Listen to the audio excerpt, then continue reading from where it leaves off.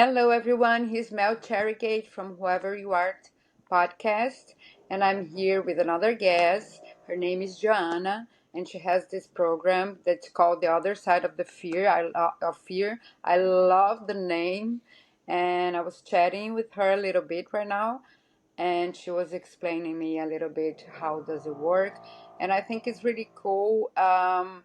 Because, like I said already in other episodes, you don't have to hit rock bottom.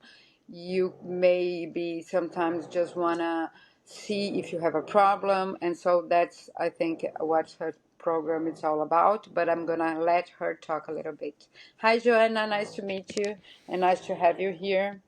Oh, thank you so much for having me here. It's an absolute pleasure. I love doing podcasts. I love talking, which you might find out because I do tend to talk quite a lot. So if you need to stop me, just stop me.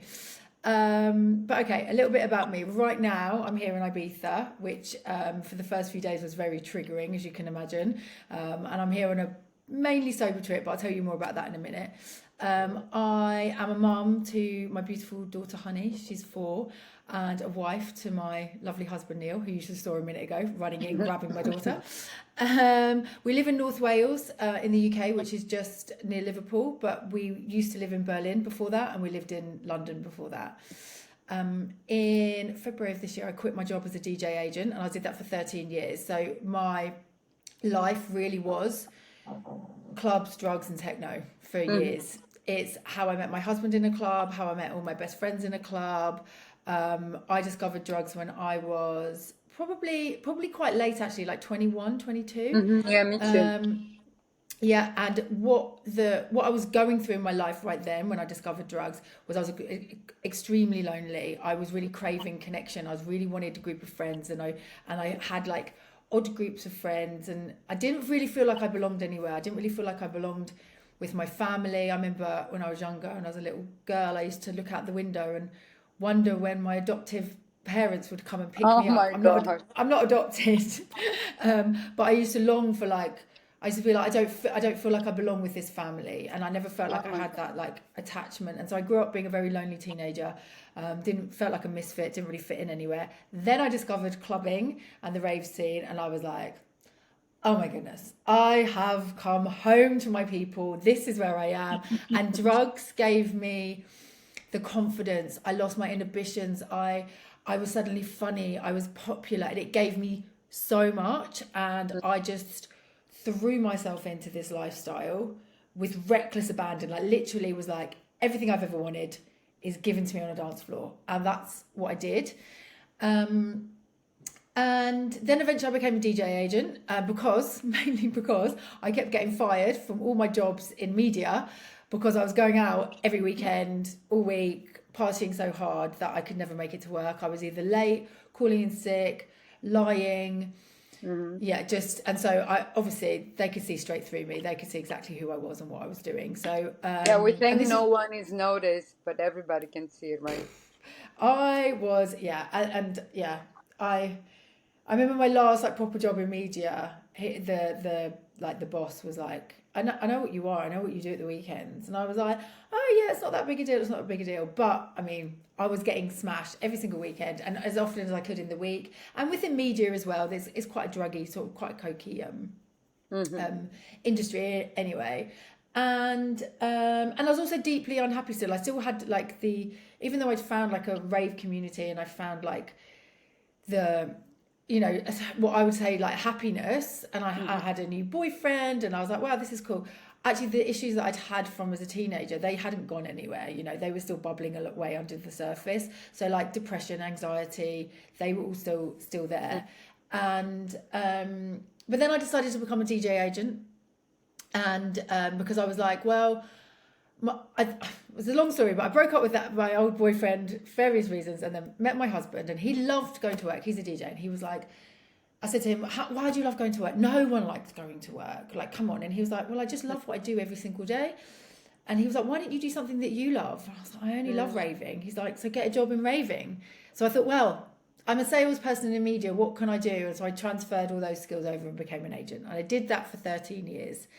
And so obviously have had a lot of experience dealing with electronic music and the things that come with that, the industry, because it's, you know, Mhm. every DJ gets given a rider which is full of booze, and then we go to the green Yeah. room and people are dishing out drugs, and you know, it's Yeah, I've been in the very, club.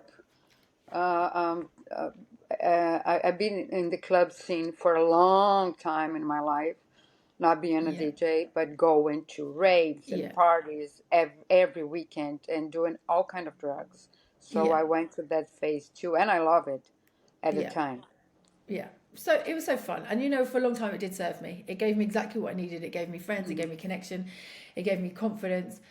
But obviously that's unsustainable, you know, and you can't continue to use substances to give you the things that you need, the self-esteem, the Mhm. self-worth, the self-belief, the self-trust, you know, like all of those things. It eventually you just burn out. um, and me and my husband moved to Berlin in 2016, and once I got to Berlin, the gloves were off. I was like, okay, this is my playground. And Yeah, because I Berlin has a very, very strong nightlife, right? Yes, and it's very good, but it's very hedonistic. You can go out on a Friday, or you can come back on a Monday, and you've just and it's not like you're judged for it. You know, it's just Okay. what people do. And it got to the stage where I was doing drugs all the time, and I was drinking all the time, and I was going out to clubs, and you know, I'd be in one club for like 24 hours, and then I would go to another one, and it was just like I didn't know where to stop. And obviously this was taking its toll on my Yeah. relationship, on my finances, on my health. Like it was getting to a point where it was pretty bad.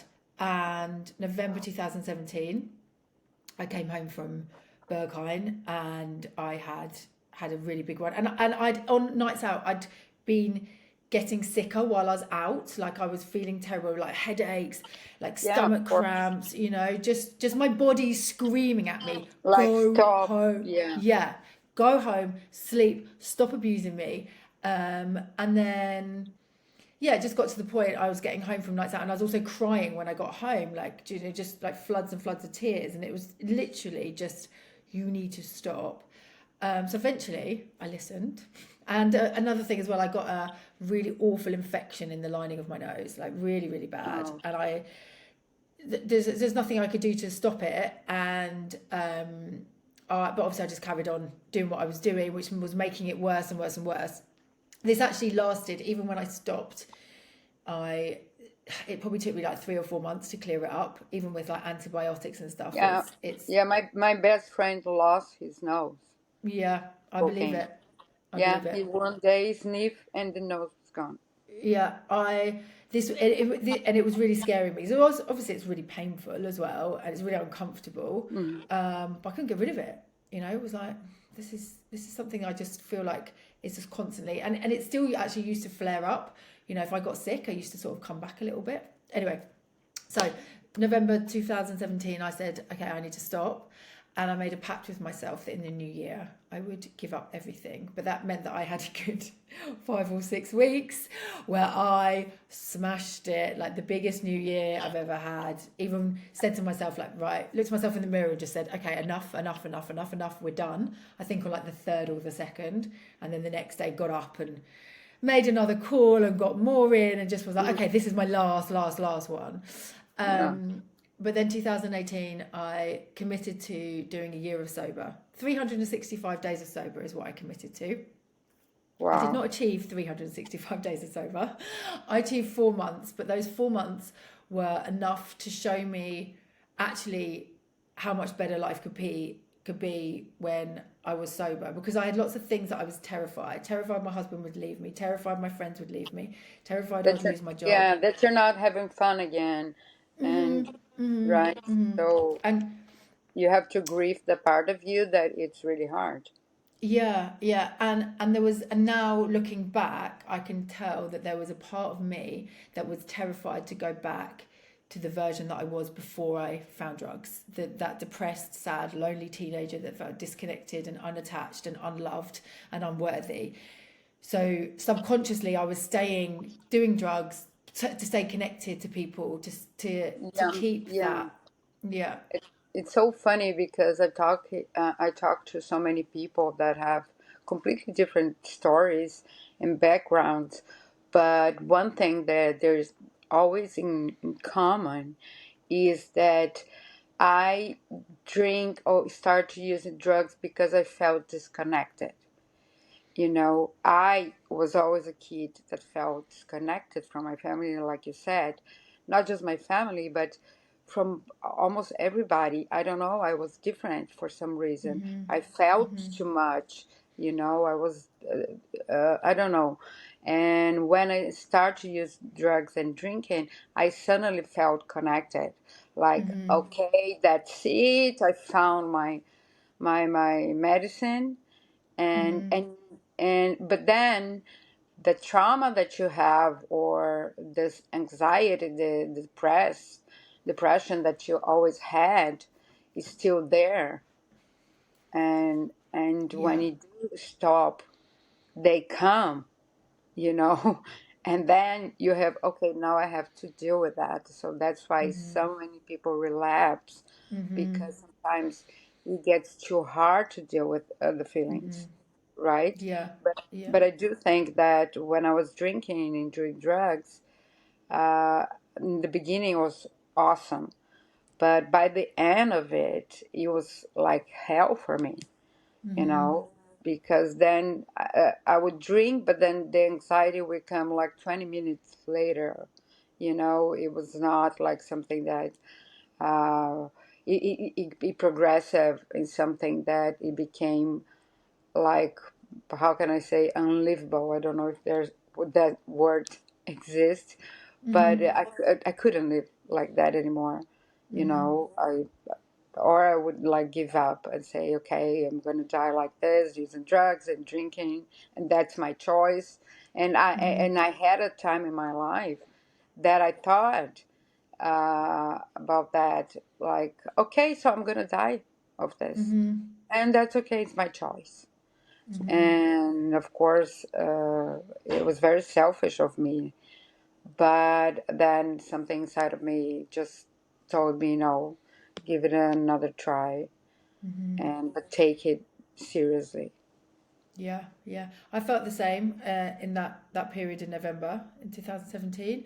I was like, I'm gonna die. Like, I'm either gonna die because I'm using so many drugs, or I'm gonna actually kill myself because Oh yeah. I'm so unhappy. I'm like so unhappy, and I can't go through this unhappiness again. I'd already been through two very dark periods in my life where I had really struggled to bring myself like mentally to a happy place. Like very dark, and I just thought, I actually don't have the strength to go through this again. Like, and I feel myself teetering on the edge. And I was like, and I don't want to go through it again. I don't want to have to put myself through it again. And then that's when I said, well, you've got two choices. You stop taking drugs, and stop putting yourself in this mental torment, or you just carry on and you just give up. And I was like, I haven't tried the not taking drugs before. Like, that's I've tried versions of moderation. Like, I tried so many ridiculous ones. Like, Yeah, I know how it is. yeah, anything and everything. Like, just doing ketamine, like just doing sambuca and taking pills, like just doing coke but not drinking alcohol, like only drinking 3 drinks, like all these different variations, anything to Yeah, not I know. to not have to stop. And I was like, just try stopping. And if you're still miserable, like if you are miserable, I said to myself, give it a year, and if you're still miserable after the year, you can do whatever the fuck you like. Like, you can Yeah, go back to being the biggest, you can be a drug addict for the rest of your life, I don't care, but like, just give this a go. Like, give it yeah, a give full it a go. try to the, Yeah. because we have like two voices in our heads, right? And Yeah. when you are in addiction, you have the voice saying, no, let's do this, it's so much more fun this way, and the other one say, you can't do this anymore, you're gonna die. And I always listen to the voice saying, let's do this, do it Mm-hmm. just one more time. and Mm-hmm. and then now I think I learned the other voice is much better, but it takes a while, right? Yeah. It's not like this. No. So tell me about your program Yes. Okay. so people So can understand. I've basically created the thing that I wish that I had when I stopped. Oh, that's awesome. Um, yeah. So essentially, it's a 60-day program, and it's to give you. It's called the 60 experiment because it really is an experiment to see what life is like without drugs and alcohol. and to give you just a chance to view your life through a different lens. And it's not rehab. Like, as I said to you before, like, I'm not a therapist, I'm not a psychologist. I've certified as a coach, I've got different coaching certifications. But it's not rehab. It's not a forever thing unless you want it to be. And lots of people do get to the end of the 60 days and be like, I don't want to drink again. Like, I really don't. I really enjoy these 60 days. I'm just going to keep this rolling for as long as I can. Other people go, okay, so I feel like there's a bigger problem going on. I feel like I need some deeper help. I feel, and I can help them, guide them to that place. But it's, within the program, it's 8 weeks, so 60 days.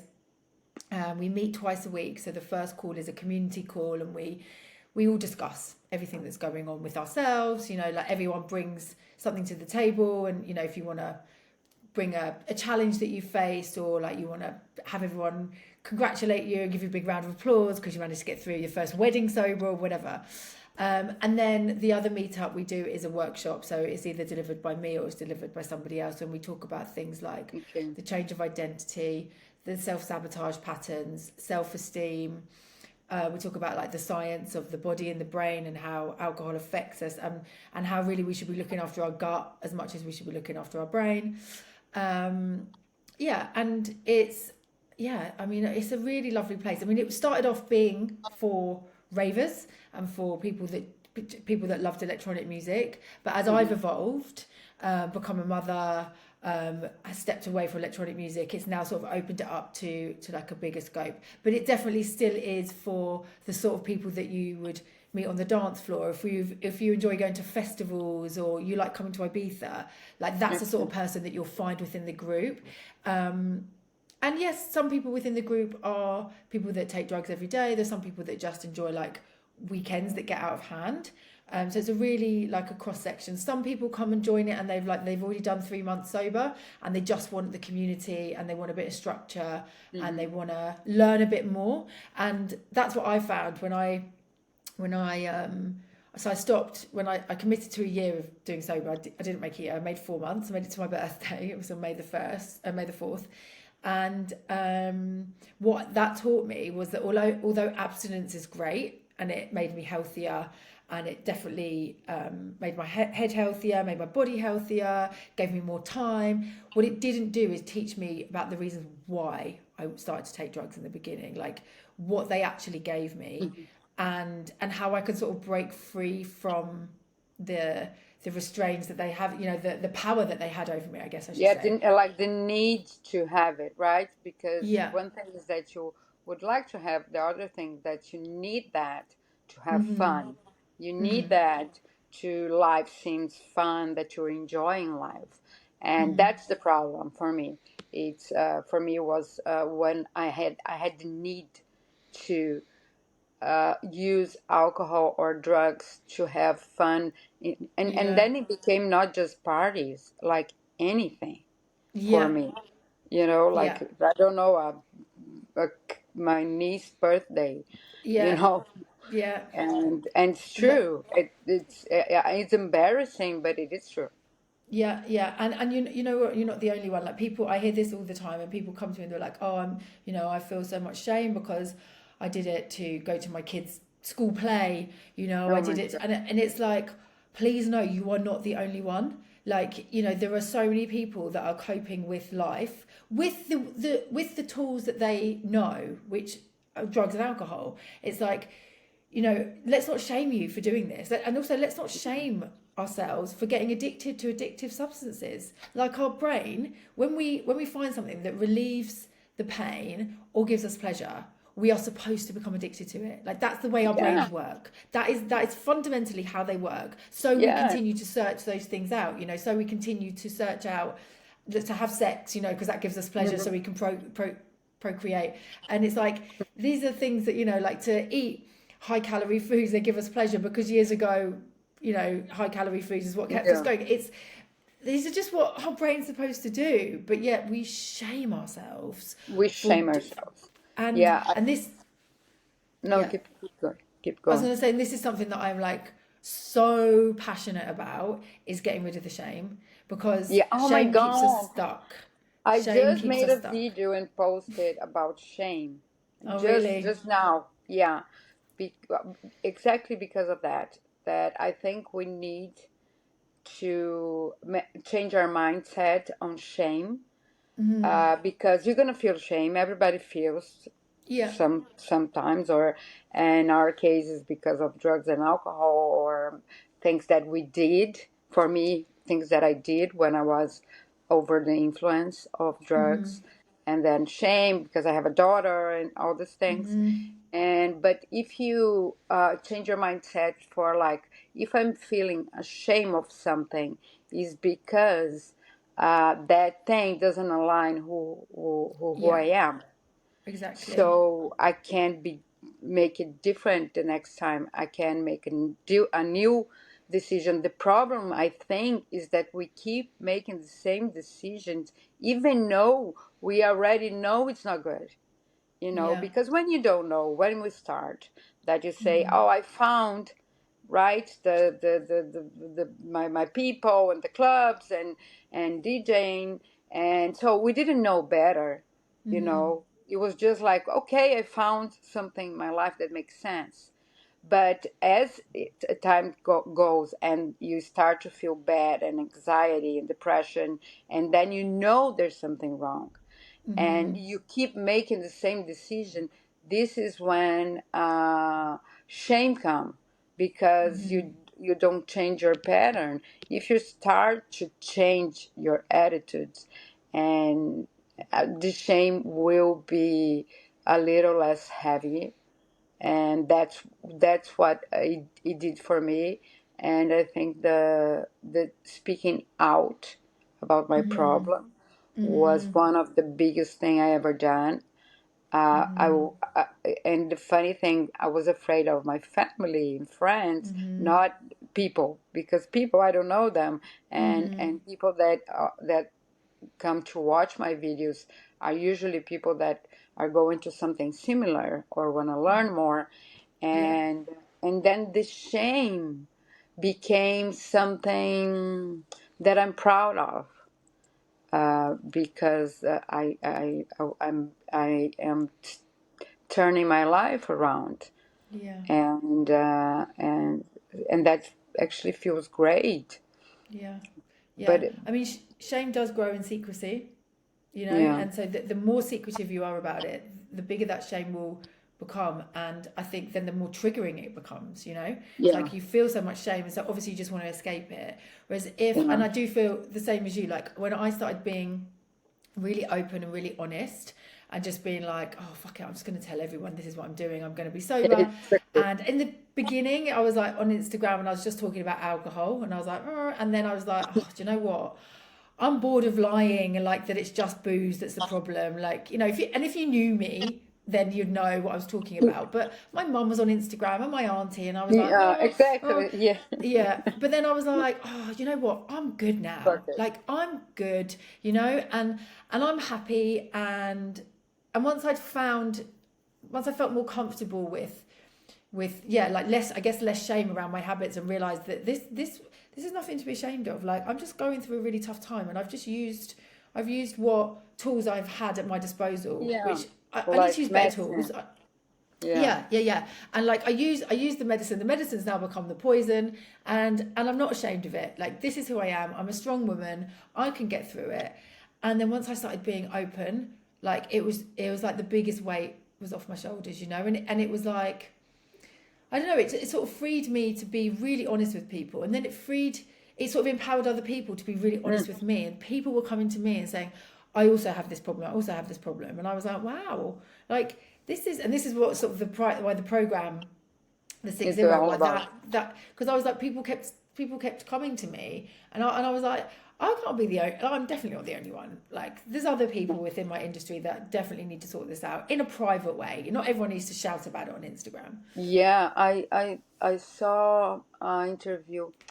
What is the DJ, the older, very famous one? He The had what one? this. Which, give me some He was clues. I might be able to.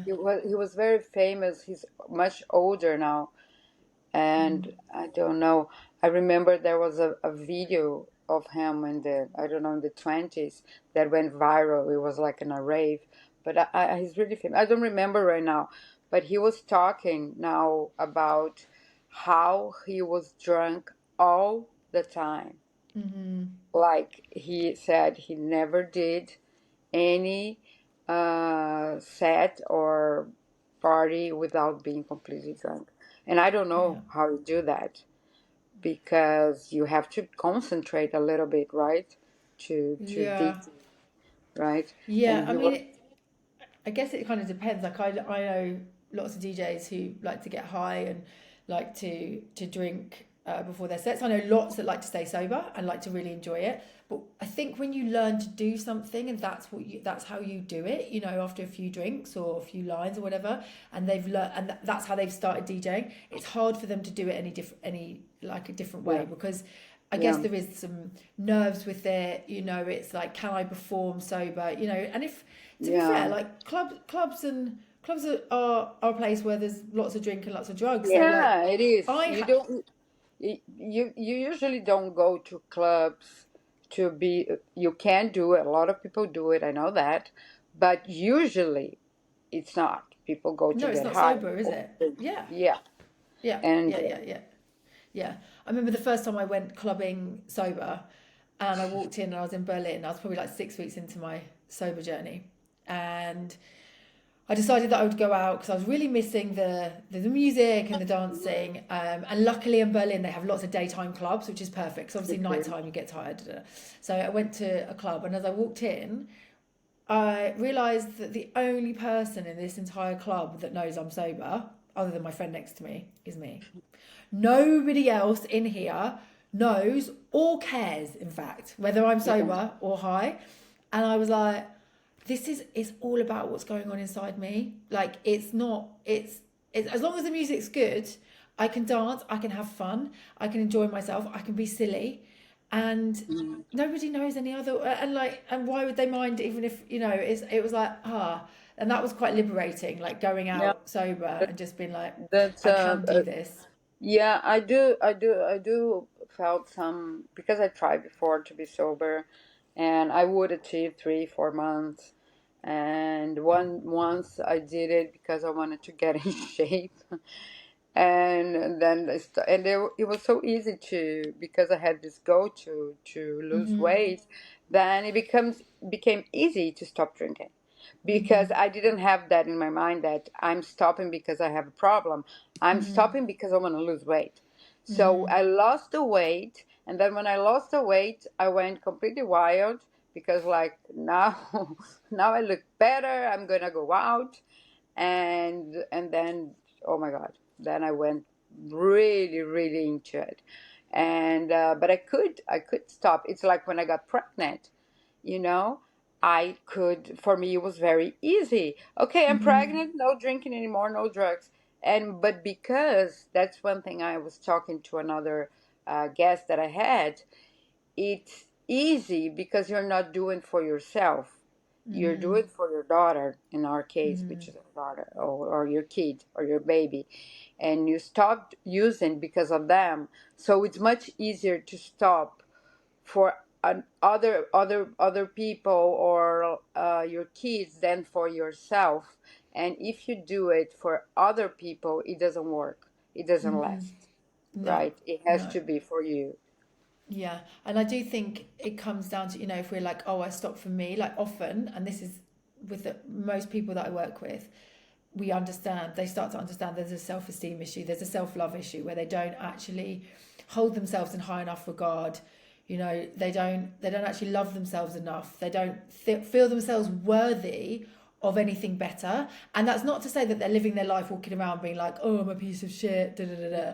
But No, I there's an know. aspect of their life, and there's but a part of them, most likely a younger part of them, that actually doesn't believe that they're enough and doesn't Mm, believe that they are worthy of anything better, or they're trying to keep them stuck. And yeah, so then if we have to do it for ourselves and we don't actually believe we're that Mm. good or that worthy, then it becomes tricky because it's like, Yeah. oh, well, I'm not actually that great. So it doesn't matter if I stay stuck in a lifestyle that I don't really Mm-hmm. enjoy. And this is the things that come up like when I work with clients, and it's like these are subconscious beliefs. These are not like things that we're walking around thinking day to day. You know, we're actually Mm-hmm. thinking, oh, I look pretty good and I'm great at my job and whatever. But then there's this subconscious, there's this younger versions of this, different parts of us that come out, and then but they don't necessarily come out all the time, and once we start picking that, like understanding that and like drilling down into that, it's like, these actually, it makes sense why I wouldn't pick a different story for myself, why I'd stay in my habits for such a long time, even though I knew this doesn't serve me, I'm not happy, these are not what I want to be doing on a day-to-day basis. Yeah, I still do it, and Yeah, it's so confusing. It's just it's baffling, isn't it? Where you're like, it's I'm baffling. so Yeah. unhappy, and yet I can't stop. Like I don't get Yeah, it. it's like you know it, like you know it You that do. you do, like and we still find in our mind or in our silly mind reasons to do it again. Yeah, And then when everything goes to hell, you're surprised. Like, yeah, oh no, I'm here again. Like, yeah. what do you Even worse, in want? fact. Even Yeah, yeah, worse. yeah. So, I mean, I like to talk to people that are trying to stop in a very kind way because I know what it is. I've been there many times. But also, sometimes I go like, you have to decide. You have to it's not just decide, but decide that you really want this for you, and remember the why you want, because we forget the why in 5 minutes, like, oh, it's okay, I don't care, It's true. like, I'm gonna lose my house. Okay, I don't care. I'm gonna keep doing, and and then what happens is, because we know something is bad for you and you know what you want to achieve, but the other side of you can't make themselves do it, or try a different way. So then you become disconnected from yourself, because then you have like this two part of you that are not connected, so it has to connect like both parts, and then you start to I think to change, not really change, but to evolve a little bit. Yeah. And this that you were saying, that people don't believe in themselves, and they're actually going through life, just going through life. They are not actually living or being intentional in what they want, right? Because we have to be, if you want to be fit, you need to go to exercise and eat healthy. You know what you have to do, right? But it's so hard. Why is so hard to get ourselves to do that? Yeah. No, So it's something that I talk about a lot actually, because I do think there's like when we know what we want and we know how to, and we don't know how to necessarily make it happen, but also we're scared of the change. And especially I think drugs and alcohol, they just become such a big part of who we are, like yeah. often we start doing them from such a young age that we sort of take on a persona almost, it's like Yeah. this is who I am, this is people want me this like party version, this like jokey version, this flirty version, whatever it is. And so then when you take it away, and I think we know what is required when we take it away, even if we're not consciously aware, like subconsciously we know there's going to be a shift in identity, and we're going to perhaps lose parts of us, or have to look after parts of us in a different way. And I just think it was terrifying. Like I was terrified. Like I was like, this is what I am. Like I am a raver. I am a techno Yes, it loving. does become your identity. Yeah. And so Definitely, you take it definitely. away and you're like, who am I? But then I think that's Who is becomes the, yeah. it's like, When, who is this person that I'm left with? Because yeah. you don't know who you are, right? No. So you have to find out. And then I had to find out how to be a mom, Mm, a wife, daughter, because I didn't mm, know. And yeah, honestly, when I was using, I did not care. yeah, no, And I no, didn't no. think it was so bad. I thought, Mm, oh, they're just, is overreacting, and I'm mm, not that bad. And mm. actually, I was. Yeah, I think So, most of us can yeah, most of us. resonate with their whole, it's not that bad, or like, I'll have a couple of weeks off and then, it wasn't that bad in the beginning. Yeah, It's yeah. fine, it's fine, it's fine, it's fine. But yeah, there's something I was going to say when you were talking, I was like, don't forget to say this because it really, oh yeah, the question of like, when you stop and you're like, oh my God, I don't know who I am. Actually, I feel like that can become quite an exciting question. It can be like, first of all, you're like, who the fuck am I? Like, I actually don't know who I am without this. And then once you sort of, travel along the sober journey a little bit, you're like, oh, who am I? Like, what do I like? Like, what hobbies could I have that don't involve drugs and alcohol? Like, because I think most of us who are really deeply in our habits, if not addicts, that we don't really have any outside interests. All our money or Yeah, our time yeah. goes on taking drugs and drinking. Yes, it's a Like, full-time job. it's Yeah. a full-time job, yeah, and obviously it's like really annoying because when you stop, it doesn't really leave you with anything. It's not like you've No. learned a new skill, or like a language or No. something. You're like, Or I you literally were don't have like making anything. an investment and you get all this money. Yeah, No, you just yeah, spent the money. yeah, It's yeah, yeah. gone. It's definitely gone. It's definitely gone. So, but then it does open up the question of like, who am I? And it's like, actually, what do I like doing? Like, who am I at my core self? Like, am I this person that I've become? And I don't know about you, but like when I was deeply into my drug taking, I was impatient. I was selfish. Oh, I yeah. wasn't generous. I was argumentative. I was Super lots of, selfish, super selfish. yeah, yeah. And so lots of things I didn't really like. But I just thought that was me. I was like, I'm just that kind of person. I'm just impatient And and snappy, and and you're under the influence, even if you're sober at this particular time, you get like in 2, 3 hours you drink again, so you forget about that. You oh yeah, forget about how aggressive you are. I would be so aggressive with my husband, which is something that I really regret. But it was where I was at the moment. And so I have a last question for you. okay, Like when you have a client that can't stop and they want to try your program, and they can't. So what advice do you give them okay. to? So just to get the question right, so I'm working with somebody already, and the program, like they're really trying hard to stop, and actually they're like, I can only do like 2 or 3 days, and then I'm having a drink again. Hmm. Is that what you mean? Yeah, yeah, yeah. Yeah, yeah, yeah. There's obviously some really practical things you could do. I would say look for more support, because what I offer is one type of support, but there's different types, Hmm. there's AA, CA, etc. Yeah. Go see your doctor. But if you actually want to do some things on a personal level, some really, really basic things is, first of all, try and be really kind to yourself. And I know that's really hard, Hmm. but if shame and anger and like frustration worked, you would already be where you wanted to be. So try and be a little bit kind to yourself. I would start doing some really basic things like going for regular walks, and I would probably take the pressure off myself of saying, okay, I need to be sober for X amount of days, or forever or whatever. I'll just be like, do you know what? All I want to do today is make sure I go for my walk.